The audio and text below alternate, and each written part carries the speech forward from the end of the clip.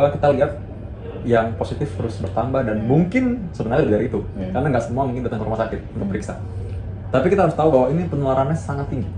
Ya, tapi kalau orang-orang yang nggak paham bahwa ini adalah sesuatu yang benar-benar menular dan mereka tidak mengindahkan stay at home, ya menurutku sih dia harus kasih tahu bahwa it's real.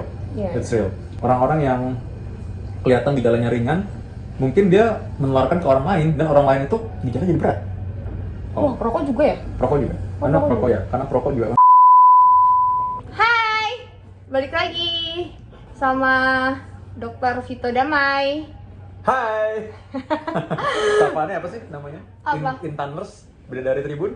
Apa ya? Apa aja deh. Ini sambil pakai sepatu ya, Kak.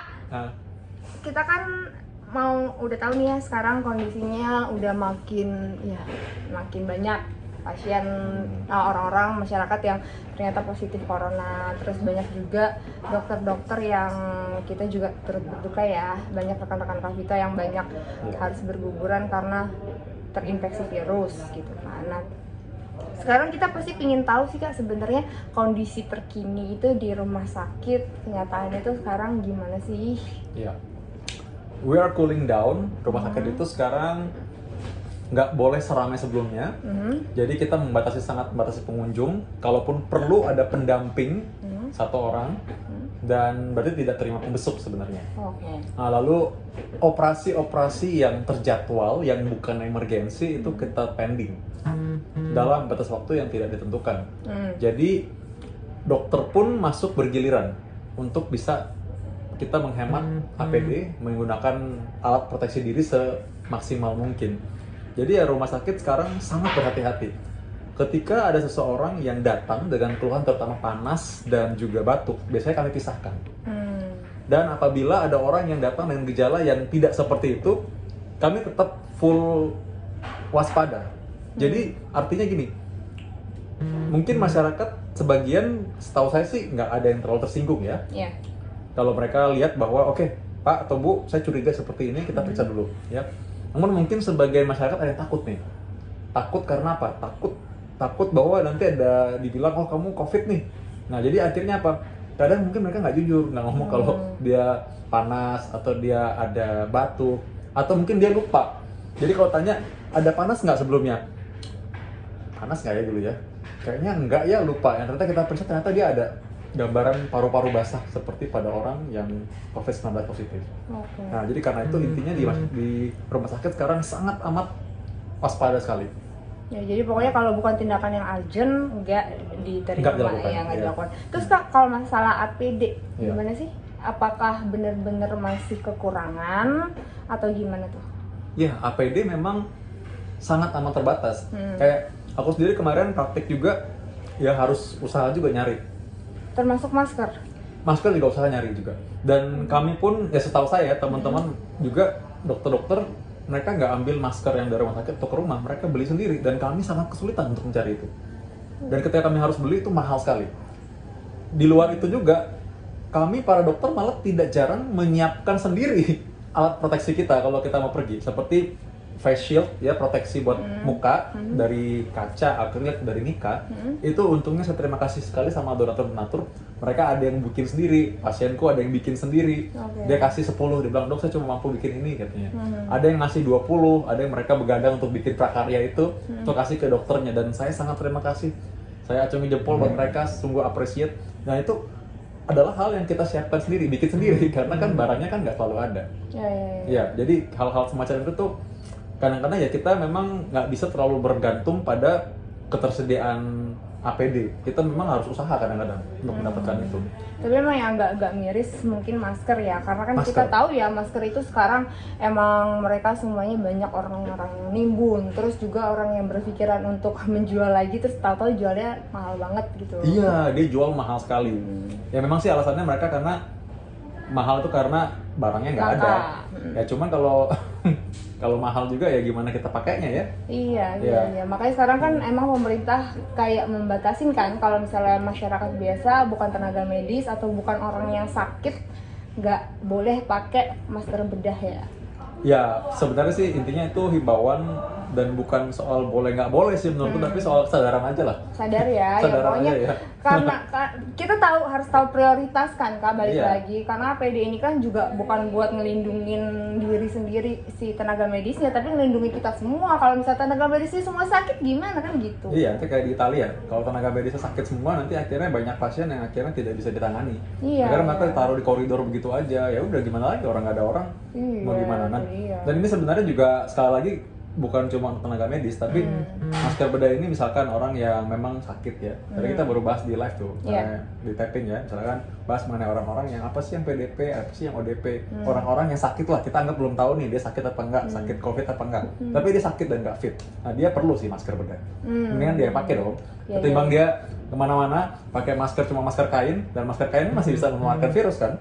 Itu kan nggak efektif sebenarnya, malah orang nanti ketularan semua, salah kan jadinya. Iya, malah menginfeksi semuanya. Terus udah gitu jangan mentang-mentang dihimbau suruh pakai masker terus seenaknya keluar rumah ya. Iya, iya. Melupakan untuk stay at home Iya, gitu. bener. Iya. Nah, terus Kak, apa namanya?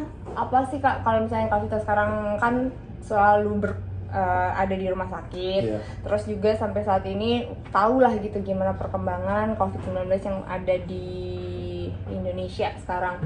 Apa sih kan mungkin yang bisa diupdate nih ke teman-teman semuanya untuk situasi terkini? Satu, it's real, ya, it's real. Jadi ini bukan cerita dongeng, bukan cerita di novel. Ini bukan gosip, it's real.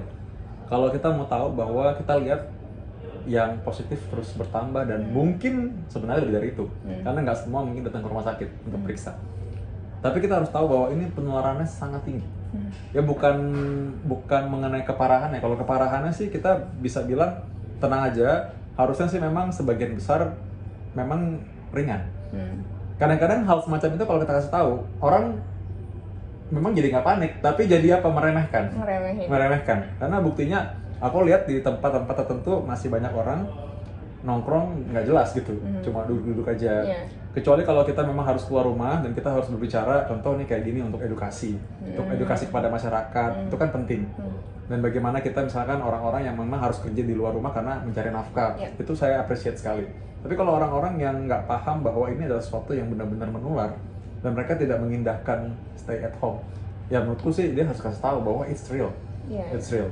Orang-orang yang kelihatan gejalanya ringan, mungkin dia menularkan ke orang lain dan orang lain itu gejalanya jadi berat. Ya, karena ada orang dalam kondisi tertentu ya yang emang bisa nerima gejala lebih berat kalau misalnya sampai kena virus ini. Usia di atas 60 tahun, diabetes, rokok, orang punya penyakit jantung atau punya kanker atau tumor. Oh, perokok juga ya? Perokok juga. Karena perokok juga. Memang kan perokok itu kan dari awal saluran napas itu tuh kena peradangan kronik kan, jadi sudah ada peradangan sebelumnya. Iya, jadi sebenarnya kita juga harus kenal dulu kan sama si virus corona ini, harus tahu dia tuh nyerangnya apa supaya tahu gimana cara pencegahannya, nularnya lewat apa gitu. Kita juga udah pernah ya kemarin ngebahas ini. Terus Kak, kalau masalah stigma sama penderita corona, berarti gimana sih, kan banyak banget tuh kayak masalah dia nggak diterima pemakamannya, terus udah gitu pemakamannya setelah masyarakat tahu ada juga yang kasihan banget harus dibongkar, dipindahin, dan ini juga masih nyari harus di mana. Dan kalau nggak salah terakhir ada deh ibu-ibu yang video katanya suaminya jenazahnya masih ada di rumah karena nggak ada pemakaman yang mau menerima. Ini gimana Kak? Sebenarnya seberbahaya itu kalau udah meninggal? Sebenarnya begini, memang setiap jenazah yang memang sebelumnya adalah pasien COVID positif, maka ada protokolnya. Salah satunya adalah ketika meninggal langsung dimasukkan dalam kantung yang kedap air, dan memang kantung jenazah khusus ya. Dan proses sampai ketika dia dimakamkan itu 4 jam paling lama. Jadi memang harus cepat. Makanya karena itu doa-doa pun seadanya. Artinya seperlunya, lalu sesederhana mungkin dan secepat mungkin dilakukan. Itu sudah menghitung waktu tersebut. Dan apakah bisa menular apa enggak? Sebenarnya sih kalau sudah dibungkus dalam kantung jenazah dan kedap air harusnya sih udah enggak. Tapi ada tapinya nih. Tentu untuk hal ini semuanya tetap dalam kondisi super waspada. That's why kenapa yang melakukan itu juga orang dengan proteksi, dengan hazmat juga. Dan pemakamannya sudah ditunjuk oleh Dinkes. Saya nggak tahu makanya apakah kasusnya itu dia milih pemakaman sendiri apa gimana, karena emang ada dinas kesehatan yang sudah memilih tempat pemakaman, karena ada juga syaratnya. Contoh misalnya dia harus 500 meter dari pemukiman terdekat, 50 meter dari sumber air minum. Ketika dimakamkan itu 1,5 meter ke bawah tanah, lalu ditimbun tanah sebenarnya 1 meter, dan hal-hal semacam itulah. Jadi artinya ada dinas kesehatan yang ikut mengurus dan menentukan tempatnya di mana. Ketika mau kremasi pun memang tidak bisa di mana suka-suka kita. Ada tempat yang memang khusus, memang udah ditunjuk dan memang dia bersedia menerima. Jadi mungkin bukan ditolak, tapi memang kita harus koordinasi dengan dinas kesehatan untuk hal-hal itu. Ya, jadi memang jangan terlalu lama sih, 4 jam kan syaratnya. 4 jam, pokoknya 4 jam itu harus lama dimakamkan. Terus itu nggak ada yang dimandiin segala macam gitu-gitu ya? Berarti memang benar-benar langsung dibungkus, langsung dimakamin. Kalaupun memang dimandikan itu dengan proteksi penuh. Dengan proteksi penuh. Ini kenapa penting banget kita buat menjaga ya? Karena cairan tubuhnya, walaupun memang virus ini dikatakan dia memang mati ketika inangnya itu meninggal, ketika manusia meninggal maka virusnya harusnya ikut meninggal juga. Tapi dia ada waktu bertahan. Ya, jadi ini that's why kita gini. Virus ini kan masih baru nih dikenal. Virus coronavirusnya udah lama, tapi yang jenis ini nih kan relatif baru. Jadi kita masih juga mengamati dan memperhatikan nih bagaimana sih cara dia menular, bekerja. Nah, karena itulah semuanya serba waspada. Walaupun kita bilang ini enggak, tapi tetap aja kita harus lihat semua dengan kehati-hatian. Artinya kenapa ketika baru saja meninggal, kalau kita pikirkan nih ya, mungkin secara medis, wah berarti orang ini nih ketika dalam badan sangat infeksius nih, kan sakit berat sekali berarti kan, sangat infeksius, berarti sangat menular dong mestinya. Cairan dalam tubuhnya bisa terpercik kemana-mana kan ketika dimandiin kan. Nah itu dia kenapa kita dalam kondisi hazmat atau pakaian pelindung penuh. Ya itu sih kenapa, dasarnya adalah kehati-hatian dan kewaspadaan. Jadi sebenarnya juga semuanya dikasih perilaku yang ada SOP-nya, karena salah satunya kita belum benar-benar tahu ya virus ini tuh seperti apa sifatnya, maksudnya secara clearly gitu kan, karena antivirusnya kan juga kita sempat belum sampai nemu kan sampai saat ini ya, belum sampai ada ya, dan dikatakan konfirmasi bisa ya benar. Masih pokoknya intinya masih ditelusurin ya. Tapi bukan berarti kita harus ngucilin keluarga mereka atau orang-orang yang terinfeksi Kak.